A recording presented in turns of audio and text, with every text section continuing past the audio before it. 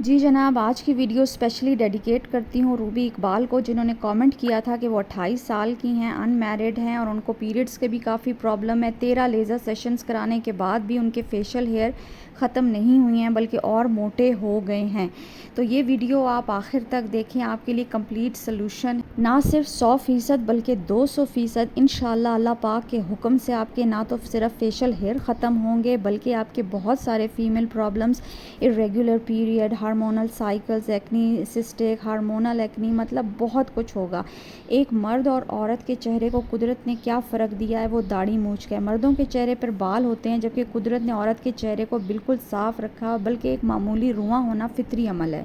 अपने स्कूल का या टीनेज दौर का ज़माना याद करें तो क्या आपके चेहरे पर बाल थे मर्दों की तरह? तो फिर अचानक ऐसा क्या हुआ कि चेहरे पर बाल आना शुरू हो गए? लेज़र, वैक्सिंग, थ्रेडिंग कराने के बाद भी इसका कोई हल नहीं निकल सका है। सबसे पहले आपको इसकी जड़ पकड़नी है, ठीक है? क्रीमें लगाने से कुछ नहीं होगा। मैं रूट कॉज की बात पहले करूँगी, उसके बाद मैं सलूशन पर आऊँगी। सलूशन मैं आपको 2 तरीक़ों से दूँगी, एक डाइट के ज़रिए और दूसरा सप्लीमेंट्स के ज़रिए। सप्लीमेंट आपको हर हाल में लेना है, वो कितने पावरफुल होते हैं आपकी सोच है। आप सोच भी नहीं सकते हैं कि वो आपकी हेल्थ को किस लेवल पर लेकर जाती है और आपको इतने फ़ायदे देती है। तो उसके साथ ही आगे बढ़ते हुए healthy fixes of my life में मेरे तमाम भाई बहनों को मेरा अस्सलाम वालेकुम, और अगर आपने मेरा चैनल सब्सक्राइब नहीं किया तो काइंडली सब्सक्राइब कर दीजिए। मैंने ऑलमोस्ट अपनी सारी लाइफ में बचपन से अपनी मदर को लेज़र ट्रीटमेंट कराते हुए, डर्माटोलॉजिस्ट को विज़िट कराते हुए, चिन से बाल उतरवाते हुए देखा है। अपनी बहनों को भी इसी तरह से लेज़र ट्रीटमेंट्स कराते हुए और डर्माटोलॉजिस्ट को मतलब हज़ारों लाखों रुपया बर्बाद करने के बाद भी उनके फेशियल हेयर ख़त्म नहीं हुई है, ना ही वैक्सिंग कराने से ख़त्म हुई है। ये चीज़ें मेरे लिए बहुत परेशान कुन रहीं और मेरे लिए वेकअप कॉल तब थी जब मेरे हस्बैंड और मेरे बच्चों ने जो है मुझे ये कहना शुरू कर दिया कि आपके चेहरे पर बहुत लंबे लंबे बाल आ गए हैं। ये मेरे लिए बहुत ही स्ट्रेस परेशान कुन पीरियड था। मैंने डर्माटोलॉजिस्ट को विज़िट करना शुरू कर दिया, हज़ारों लाखों रुपया बर्बाद किया, बट कुछ भी नहीं बना।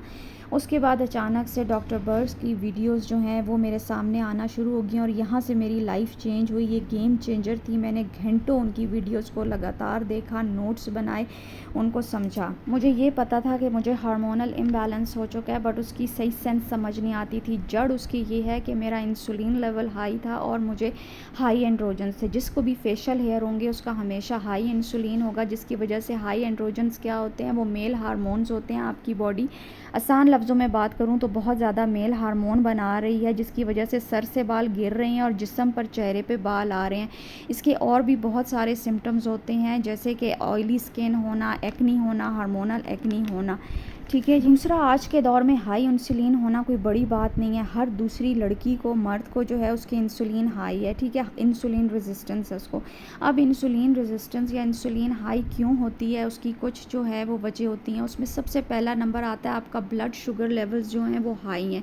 आपके इन्फ्लेमेटरी फूड्स और ऑयल्स आते हैं, स्ट्रेस आते हैं, हाई कार्ब डाइट, आपकी डेयरी, आपका थायराइड भी है, कैंडिडा यीस्ट इन्फेक्शंस होती हैं, आपको बहुत ज़्यादा यूटीआई इसीलिए होती है।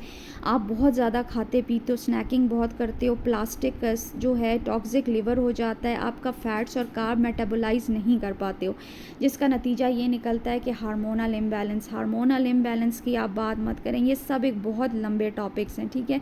उसके बाद दूसरा पीसीओएस होगा या फिर पीसीओएस सिम्टम्स होंगे। मुझे पीसीओएस नहीं था लेकिन पीसीओएस सिम्टम्स थे। इसके साथ ही अगला जो है एस्ट्रोजन डोमिनेंस होता है। डर्मेटोलॉजिस्ट आपको आपकी हार्मोनल एक्नी के लिए, पिगमेंटेशन के लिए कुछ ऐसी क्रीमें देते हैं जिसमें केमिकल, स्टीरॉइड्स, हाइड्रोक्विनोन होते हैं जिससे पिगमेंटेशन होती है। इसके अलावा टैबलेट्स देते हैं आपको, मेटफॉर्मिन पीसीओएस को लोअर करने के लिए देते हैं, बर्थ कंट्रोल पिल्स देते हैं, लेज़र ट्रीटमेंट्स कराते हैं जिससे कुछ नहीं होता बल्कि आपका स्किन बैरियर डैमेज होता है। मतलब बेपनाह ऐसी चीज़ें हैं जो इसका नतीजा निकलती हैं। तो फिर अब करना क्या है? करना ये है कि आपको इंसुलिन हार्मोन को नीचे लेकर आना है ताकि आपकी बॉडी बैलेंस हो। सबसे पहले डाइट की बात करूँगी।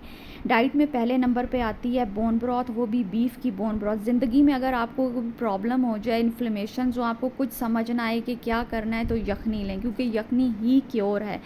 दूसरा पॉइंट आता है इंटरमिटेंट फास्टिंग। इसकी खूबियाँ मैं बयान करूँगी तो वीडियो ख़त्म हो जाएगी। तीसरा ये है कि आपने दिन में 2 या 3 मील्स लेने हैं, या फिर 2 लें बेटर है, और आपने स्नैकिंग नहीं करनी है क्योंकि इससे इंसुलिन या ब्लड शुगर स्पाइक होगी। उससे अगला पॉइंट आता है आपने लो कार्ब या हेल्दी कीटो डाइट करनी है, ठीक है, शुगर डेयरी अवॉइड करना है। और अब मैं अपने मोस्ट फेवरेट पार्ट यानी सप्लीमेंट्स की बात करूंगी, जो कि मैं 5 साल से यूज़ कर रही हूँ, और ये मैंने बहुत सारी लड़कियों को, फीमेल औरतों को यूज़ कराए हैं, और ये मैजिक हैं। और साथ ही मैं इमेजेस शो करूंगी जो एक्चुअल में मैं यूज़ कर रही हूँ। पहले नंबर पर आता है मायोआइनोसिटॉल। मायोआइनोसिटॉल मार्केट में मुख्तलिफ नामों से दस्तयाब है, और मैं ये वाला मायोआइनोसिटॉल यूज़ कर रही हूँ। इसमें 2 ग्राम है। अगला नंबर आता है विटामिन D3 का, और खुदा के वास्ते सूरज का पीछा छोड़ दें, प्रॉपर सप्लीमेंट करें। विटामिन D3 में 12,000 IU लेती हूँ विद विटामिन K2, क्योंकि उसके बगैर एब्जॉर्प्शन नहीं होती है। तीसरे नंबर पर आता है जी DIM यानी डिम सप्लीमेंट आता है, जो कि गोभी फैमिली से बना है, और ये एक्चुअल में मैं यूज़ कर रही हूँ 100 mg। पाकिस्तान में इजीली अवेलेबल नहीं है, और उसका तरीका ये है कि आप गोभी जितनी भी हो सके उतनी खाएं। उसके बाद अगला सप्लीमेंट है जी बर्बरीन। बर्बरीन भी आजकल मिल जाता है पाकिस्तान में। मैं ये वाला यूज़ कर रही हूँ, और मैं इसकी एक गोली यूज़ करती हूँ 600 mg की। और फाइनल जो है वो है ओमेगा 3। ओमेगा 3 के बगैर आपकी बॉडी काम नहीं करती। मैं कभी फ़िश ऑयल लेती हूँ, कभी कॉड लिवर ऑयल लेती हूँ, ये आप पे डिपेंड करता है। बर्बरीन और मायोआइनोसिटॉल जो है वो मैं आफ्टर लंच जो है हमेशा दोपहर को खाने के बाद एक साशे इसका और एक टैबलेट उसकी इस्तेमाल करती हूँ। जबकि cod liver oil, fish oil और डिम जो है वो मैं अपने मील के साथ दिन को लेती हूँ, क्योंकि डिम के अंदर जो है वो विटामिन D इटसेल्फ शामिल है। आप अपना स्टार्ट जो है वो मायोआइनोसिटॉल 1 ग्राम से और विटामिन D3 प्लस K2 के साथ शुरू करें, क्योंकि ये मस्ट है। अगर आपको इजीली बर्बरीन और डिम मिलता है तो आप ज़रूर इस्तेमाल करें, क्योंकि डिम एस्ट्रोजन डोमिनेंस के लिए बहुत ज़रूरी है, ठीक है जी। नहीं तो आप गोभी जो है वो रोज़ाना इस्तेमाल करें तमाम किस्म की। आप अपनी रिसर्च करें, और मैं आपको बताऊं बीमारी बहुत बाद में आती है। साइंस और सिम्टम्स पर हमेशा काम किया करें। इंशाल्लाह आप रिसर्च करें, आप सेटिस्फाइड होंगे, आप ये इस्तेमाल करें, आपका इंशाल्लाह फेशियल हेयर अल्लाह पाक के हुक्म से ख़त्म हो जाएंगे। उम्मीद करती हूँ वीडियो पसंद आई होगी। अगली वीडियो तक खुदा हाफिज़।